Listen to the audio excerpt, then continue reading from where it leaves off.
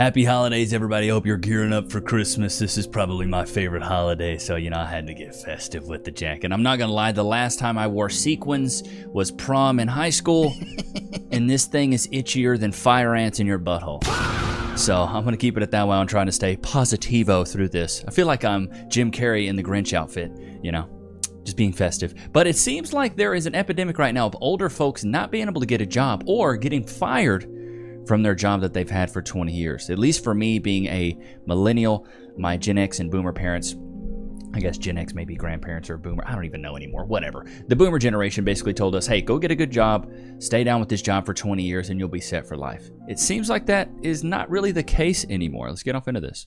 So I just woke up realizing that I don't have a job. I have to say it, I'm unemployed. Wow.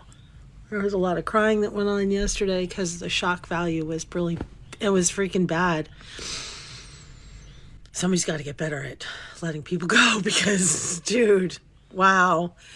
Anyway, I'm excellent in my job. I'm freaking amazing at my job. I'm a writer. I'm an editor. I do social media. I do newsletters for companies. I do press kits, press releases. I'm actually a ghostwriter as a side hustle that I can't turn into a full-time thing at the moment. But I don't think people are going to hire me because they don't want someone 58. And in my opinion, I hate to say it, but it's true. Like, they don't want people that are older. They'd rather get somebody younger that doesn't have as much experience that they can pay a lot less. Sadly, that's the world we live in. They don't want to pay you more. And see, the tides are changing, and this is something I've always learned. Is like, even when I was in corporate America, I was like, you got to jump jobs every 2 years. You can't stay in one job for 20 years because you get too comfortable, and then you don't have the skills to go job jump. Nowadays, you'll get a raise job jumping versus staying at a job for 10 years. Let me give you an example. So when I started working my corporate career, I was the age of 24, worked at a job for about 2 years, and then job jumped, got a raise, 2 years, job jumped, got a raise, 2 years, job jumped, got a raise, 2 years. And then by the end of it, I was making $130K base with $260K OTE, which is on target earnings for anyone that's in sales and speaks that lingo. But basically you get $130K salary, and then if you hit your cap of your quota, you'll make $260,000. Now, newsflash, almost never does a salesperson ever hit their quota because it's always like, push it more. So it's really unattainable. Most of the time it's very unachievable. But me job jumping was what let me solidify a raise. If I wouldn't have job jumped, I would have just had the same amount of money probably for the 5 to 10 years I was in sales. I told you guys I was let go today after 20 years. No reason given. No conversation, no one called me, just a formal letter. And then I found out that someone I thought had my back was holding the knife. And that... Bro, ain't nobody that's one thing you gotta learn. Everybody's expendable at these companies. You're replaceable. Even the president's replaceable. Something happens to him, he's gonna get replaced. That's one thing I hate hearing people talk about. It's like, well, me, I'm one of one. Nobody can replace me. Buddy boy, if you croak today, they'd have somebody in your seat tomorrow. They'd have a job listing up on LinkedIn tomorrow. You're not the exception. Everybody's replaceable. If the president's replaceable, you're replaceable. Got me kind of shaken. I can be, despite my snarky nature, I can be naive sometimes, and I didn't see it coming. Feeling pretty down. I mean, whatever situation happens. And I think it's, rightfully so. I'd feel down too, bro. I'd feel down if I got let go, and I've been let go. It sucks. I work with tons of people. I coach a lot of people, and I am seeing an alarming trend. It's so bad. These corporations are waiting till these people, these talented people, give 20 to 30 years of their life to the business. And then right before retirement, they are firing them. They're terminating them. They are putting them on PIPs. They're giving them bad performance reviews. What I'm seeing a trend in them being labeled, right? I'm seeing a trend in them being spoken to through emails or whatever, as if they are losing their memories. They're being gaslit as if they're being given directives when they haven't been. And That type of stuff is being put on performance reviews and You don't know what a PIP is? It's a performance improvement plan. PIPs.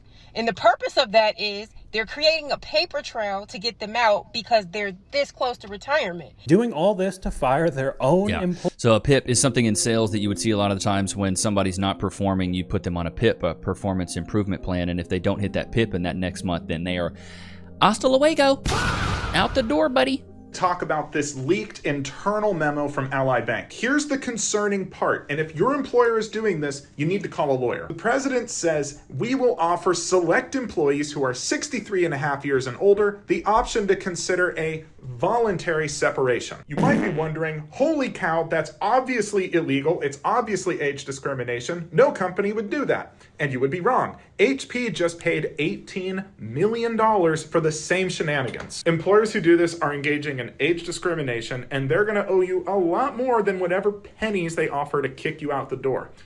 That's wild. So, and I've even talked about this in chat. Let me know what you think. We got a lot of wiser people that watch the show, a lot of older people that watch the show. I think you shouldn't rely on your 401k or your pension, dude. Pensions are gone. They got rid of pensions because they realized people were living much longer than they thought they would live. And so they're like, well, we're sick of paying these pensions. Let's start doing a 401k. You know, we'll contribute a little bit. They'll contribute a little bit. This way the company doesn't have to pay out the pension while, they, grow old to be 90 years old.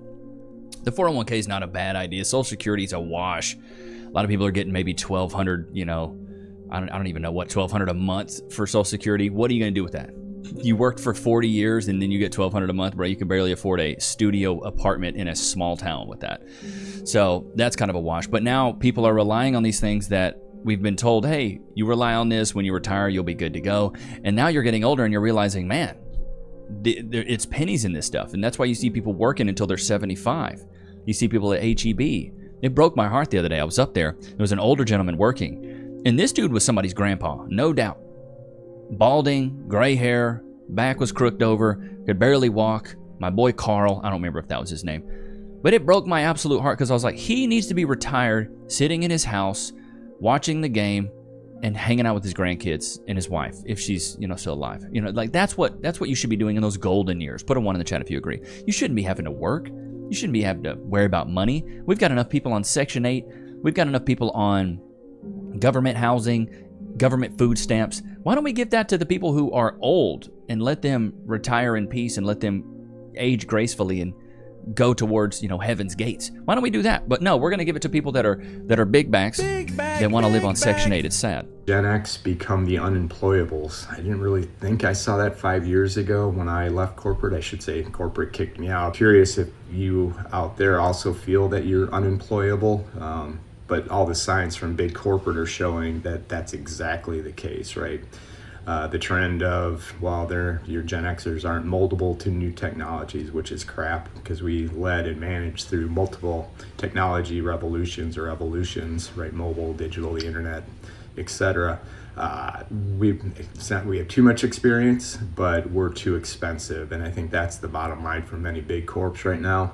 Is they'd rather take expense out of the business than leverage the expertise that Gen Xers can bring to it. We have a comment from one of you guys.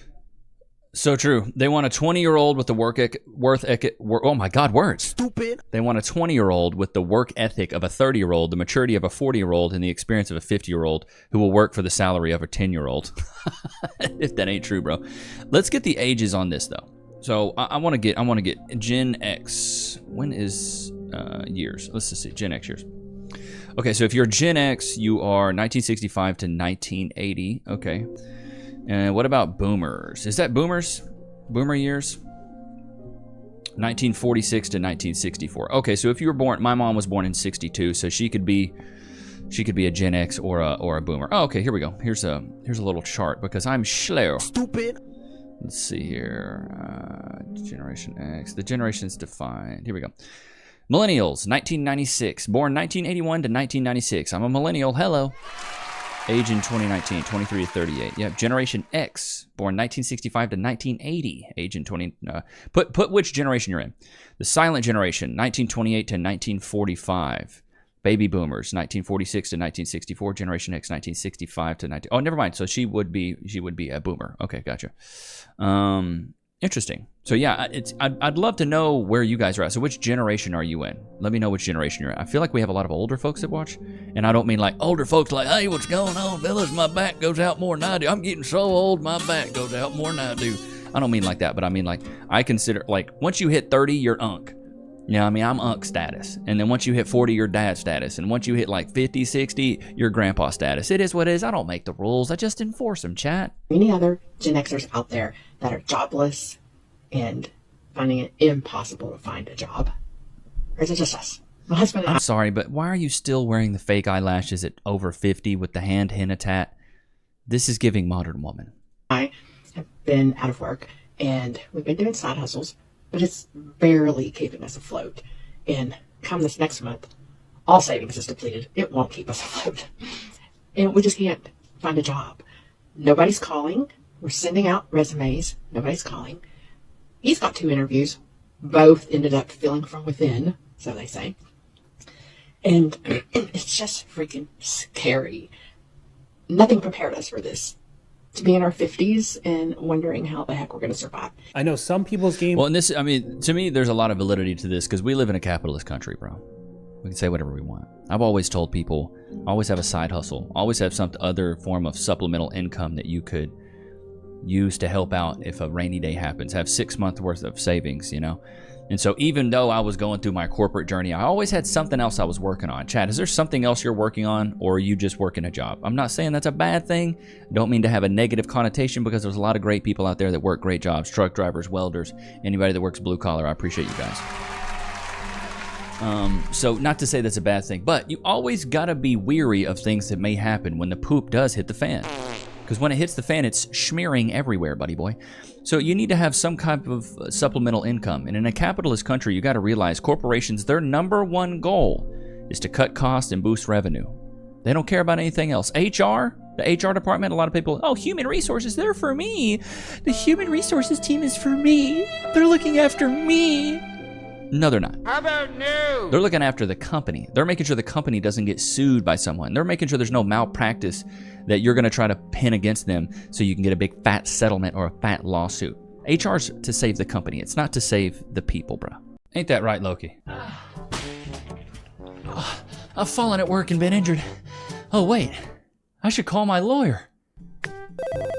I'm John Morgan of Morgan & Morgan. Hey, John Morgan of Morgan & Morgan. It's Levi Nichs of YouTube. Can I get some cash, please? Morgan & Morgan & Morgan & Morgan & Morgan & Morgan & Morgan & Morgan & Morgan & Morgan. Did you know that your injury could be worth millions of dollars? Morgan & Morgan is the largest injury law firm in America, and they've recovered over $20 billion for their clients. $20 billion? That's a lot of cash. The insurance companies tried to lowball me, but Morgan & Morgan was able to take my pain and suffering and turn it into cold, hard cash. It's almost a good thing I was injured. But wait. How much is Morgan & Morgan gonna cost me? You never owe them legal fees unless they're successful. So it's completely free unless you win? Yeah.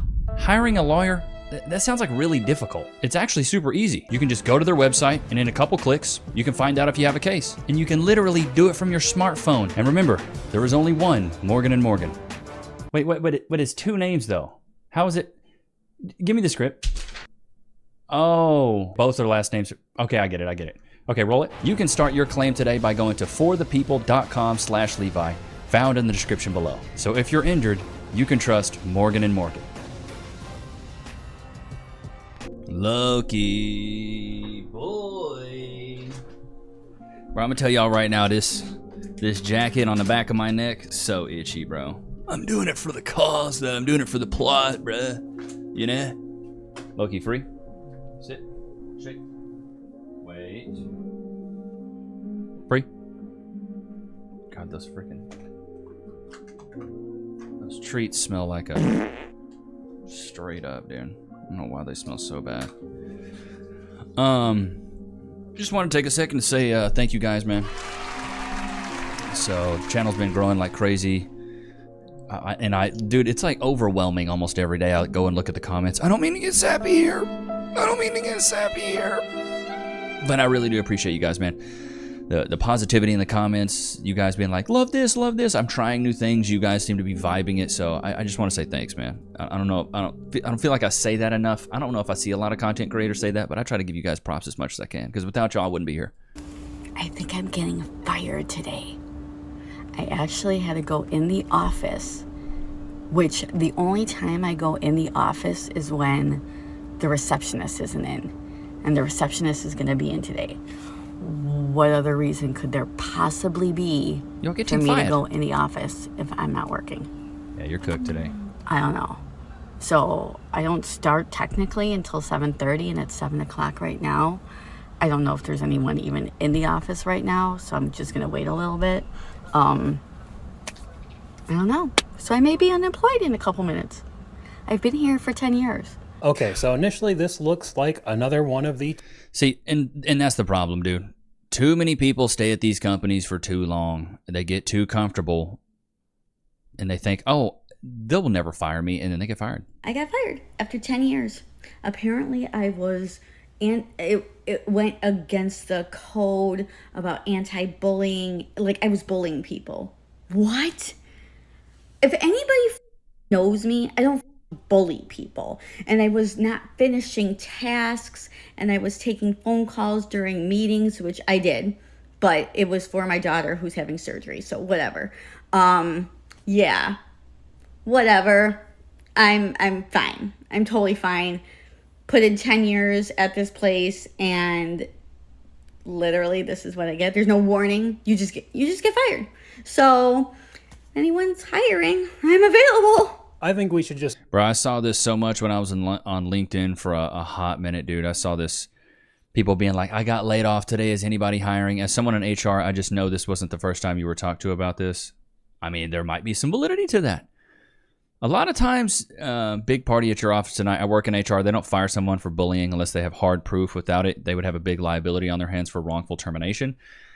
I believe that, you know, I truly believe that. If they say you're bullying, they can't just fire you for nothing. So there must have been something she was doing that warranted her getting fired for that. You know, these companies, you got to play the game. There's too many wrongful termination lawsuits out these days. All right, she has another clip here. Upload another video explaining in more detail, which did not help her case at all. So along with the obvious issues we've seen in this video so far of older workers having a difficult time finding jobs in this market right now, But then also, she kind of fits the bill of somebody that would be bullying someone. She gives off Karen vibes, you know? She looks like a single older cat lady, you know?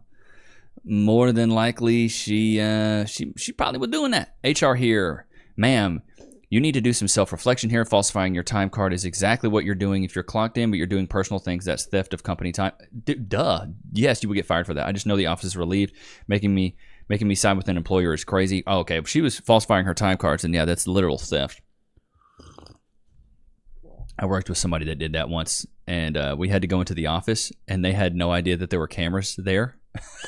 So they're like, so what time did you clock in? And they were like, oh, I clocked in at 9. And they're like, that's crazy because we saw you pull up at 10. Huh. So you clocked in at 9, but you pulled up at 10. So what was it? And then they did that like 5 or 6 times. And yeah, they're stealing company time, bro. Is a hot job market. It does not matter your age. I just helped. Thought that was John Madden. Oh, we got a 4th and down here. We got Mahomes on the catch up. Looks like it's going to be a slippery catch by Kelsey here. That's what it sounds like. Gentleman in Boston get 3 job offers in less than 8 weeks. He went from making $134,000 a year to $185,000 a year. And he didn't look 65. He looked a little older than that. So if you're struggling in your job search, get in touch with me ASAP. Send me a message here on TikTok. Link with me, send me a message, connect with me on LinkedIn, Peggy McKee, Career Coach, Career Confidential, or send me an email at coachpeggymckee@gmail.com. But let's get it done. It's the best market we've had in 15 years for employees. Salaries are bigger, offers are quicker. Let's make it happen. So this isn't too surprising because her job is to try to get other people. Yeah, dude. When you're a recruiter, it's your entire job to just get other people jobs, even if they don't stay there that long. But I will say, if you are on the job hunt, the best advice I can give you is instead of applying to jobs and jobs, Bro, start reaching out to recruiters in your respective field. These recruiters will go out there and cook for you. They will go out there, and that's the way I got the best jobs I ever got, was I was reaching out to recruiters and I was like, hey, here's my experience, here's what I'm looking for, you make it happen. And they get a cut. So when you get hired, they get a cut of that. So they want to get you hired. They want to put you, they want to set you up. And dude, one of the best recruiters I ever had was when I got hired at the last company I worked at, bro. Bro, she was amazing. She was like, hey, here's what they're going to ask. Here's what they're going to want to hear. Here's what you should say. And I just did all that and I got the job. She was awesome. I don't remember her name, but shout out to her. In corporate, I hate to break it to you, but they don't care about you. I was laid off 2 days after I was given a $10,000 raise. And also I was working on this big project that we were soon to be launching. And also I was close with my boss. He told me, your job is safe. Nothing's going to happen to you. You're a liar! And it did. No matter what they tell you, no matter the amount of money they give you, they can let you go at any time. And it is a terrible thing that they can do that. I could never do that to somebody. Don't get me started on the friendships at work. Your friendships. You could do that if you owned a company and you guys were tanking in revenue and you realized your biggest expense was your employee base. You would probably start cutting people and see how to streamline operations without actual humans and maybe utilize AI. That's what people are doing right now. The job market is shifting. The world is changing. You either change with it or you get left behind. People that I thought I was so close with, people that I've traveled with, people that I thought were some of my best friends haven't even called to reach out. Nothing. Ain't your friend? So don't put your blood, sweat, and tears into a company, into people that just aren't going to care. They don't care. Yeah, duh. Could have told you that. These jobs don't care, bro. They really don't. I wish they did, but they don't. You know what they care about? Revenue, profits. That's why they're in business. You know, I have some guys that make clips for me. I'll be honest, if they weren't performing, I would let them go. But luckily they're performing. They're doing a great job. And then I'm the type of guy that the 2 employees that I have, soon to be 3, the 2 employees that I do have, I am giving them bonuses for Christmas. And then I'm also giving them a raise next year. I believe every year that you should be with someone, you should be rewarded for that loyalty with a bonus, paying me more. I don't know about you guys, but every job I ever had, I never got a raise. I'd work there 2 years, never got a raise. Work there 2 years, never got a raise. They would never give you a raise. Maybe you would get a promotion. You'll get a promotion in title, but you won't get a raise. Hey, you can be a manager, same pay. It's like, what? So it's something for me. Every year you're with me, I'm gonna give you a raise. I just think that's right. I received a comment yesterday on a post that I made yesterday about being laid off for over a year. And the comment was, you've been laid off over a year. Are you trying not to work? And why can't you go down to your local store and get a job? So I made a post about over a month ago talking about how I was laid off at 50, being at the peak of my career. And thousands of you replied saying you're going through the same thing. You know, is it ageism? Is it like the market right now? What is going on? And probably a little bit of everything. I know that I've gone to apply for work at entry-level positions as an example to one company. And this has happened several times, but this one particular company said, we just don't think you'd be happy in this position, it being entry level and you're not being challenged. Well, I applied to a director position or a leader position in that same company, and they said, you know what, we're actually hiring internally. We're just hiring outside because of a survey that we're doing. We have heard all of these. Yeah, it's a bunch of excuses, man. Laid off a year ago, 57, with an impressive portfolio of work, and I finally got a job at Barnes & Noble. It's part-time, minimum wage, and I'm grateful for it. Never thought this would be my life. Try being 62, too young to retire and too old to hire. Makes me weep daily. The job market is 100% broken right now. Good luck. I'm 42, and the same thing happened to me. I hate this for people. I really do. This sucks. Your job at 50 and think, I should have been a rich auntie by now, you know? I didn't think that I would be in a position at 50 years old and be unemployed, you know? When you're in your 20s and you lose your job, you just think, all right, I'll just get another job. You know, It is what it is. And this time, this ain't the first time I've been in a situation where I've had to get another job. Ain't the first time. But this time hits a little differently this time. Because unlike in the past, you know, when if I was put in a situation where I was going to lose my job, or I did lose my job, I would be frazzled, but I would, you know, instantly go out and get another job. This time I'm surprisingly at peace and calm. Now, I'm not sure if she... The hardest thing I feel like about this for older people is that you're so rooted in what you've been doing, and more than likely you've been doing the same job for a while. And so you're not doing a lot of sharpening of the axe, you know? You're not learning new skills. You're more or less just flexing the muscles you've always had. And then older people, it seems like Gen X especially, they're middle-level management. And when a company starts to shed the fat, when it comes to laying people off, they get rid of middle management. They keep the peons, the people that bring in the revenue, and then they keep the higher-ups. They trim all the middle fat.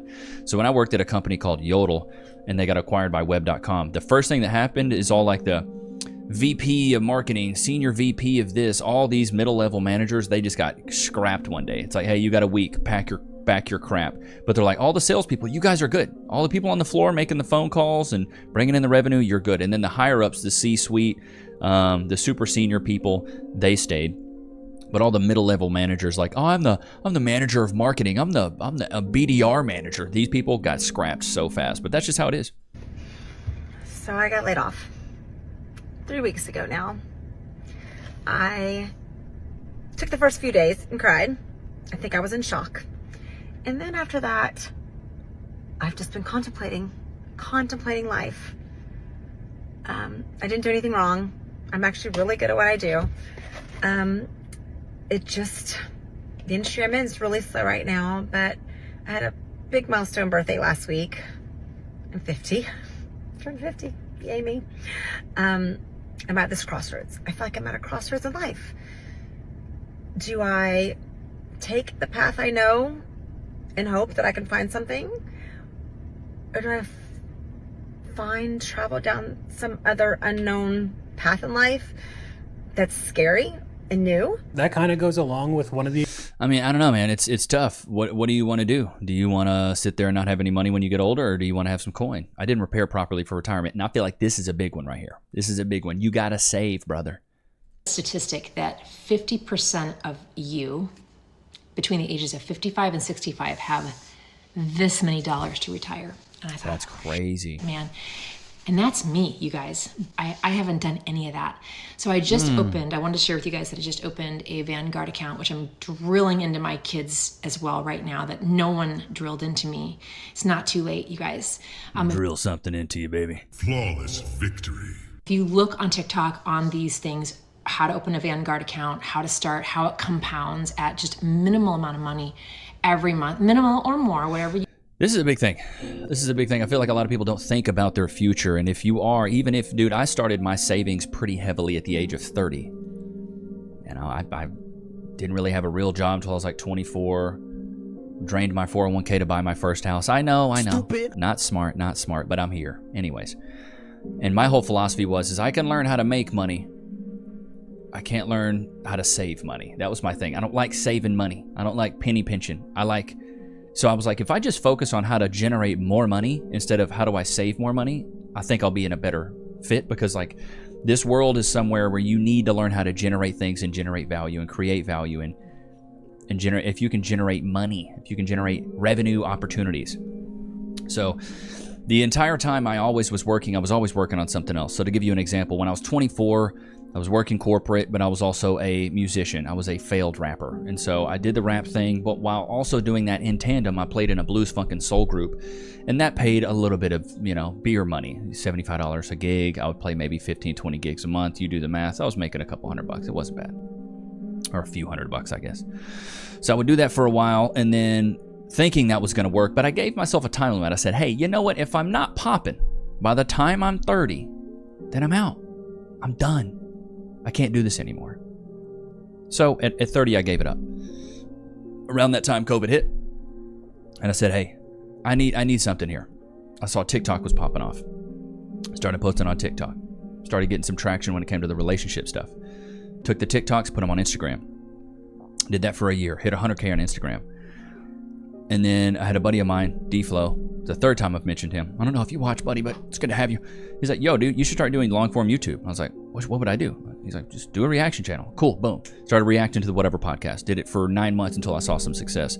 But I've always had, it's like a side hustle that I've always done. I worked a 9 to 5, and then after that, I worked a 5 to 9. So if there's anything you should take from this video, I think it's that you should have some sort of side hustle or some sort of other way that you're generating revenue, whether it's through affiliate links, whether it's through, oh, I write ebooks, whether it's through a paid community, whether it's through day trading, crypto trading, something. Oh, I make crochet blankets for little chihuahuas, something. I have an Etsy shop that makes me $300 a month, like something. That way, if the poop does hit the fan, you're not in a world of hurt, in a world of trouble, and you have some revenue coming in. And always, dude, save more than you spend. If you can take every check and put up 30% of it, a lot of people say, put in 20%. Be aggressive. 30% of it. If you even be more aggressive. If you can save 50% of the money coming in, that's where we're at right now. All the money that comes in, I'm saving half of it.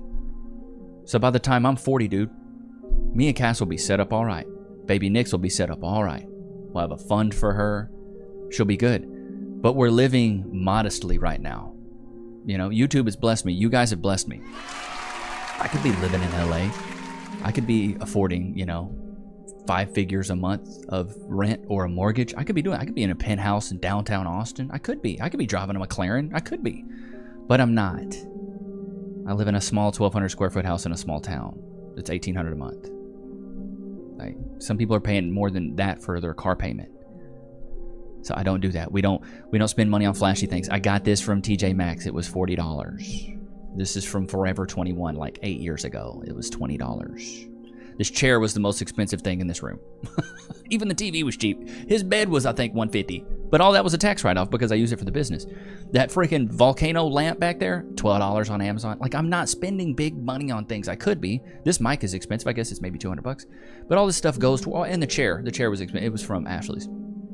But I've had this same stuff since I started, chat. The only thing that's really new is the bed and the freaking the TV. I used to have some Ross paintings up on the back. Like, don't worry about buying things to impress people you don't know. People don't know you from Adam and Eve. Look at Asmongold. Look at him, dude. He lives meagerly. People love him because what he says matters. What he does matters. His house is like a pigsty. But he represents the common dude. You don't need flashy things to impress people. And in my opinion, I always want to stay humble. I don't ever want to have like a crazy sick setup where you're looking out and it's a skyline of LA. I don't ever want to be that guy. At the most, I just want to have like a little man cave with maybe some books in the back. That's it. I don't want anything crazy. And that's where a lot of people get it mixed up. They start making more money and then they inflate their lifestyle, and then that's where they get caught up, dude. That's where they get caught up. Ain't that right, Looks? Damn. But I hope you guys enjoyed today's episode. Don't forget to like, comment, subscribe. It was good to have you guys out, man. Until next time. Peace.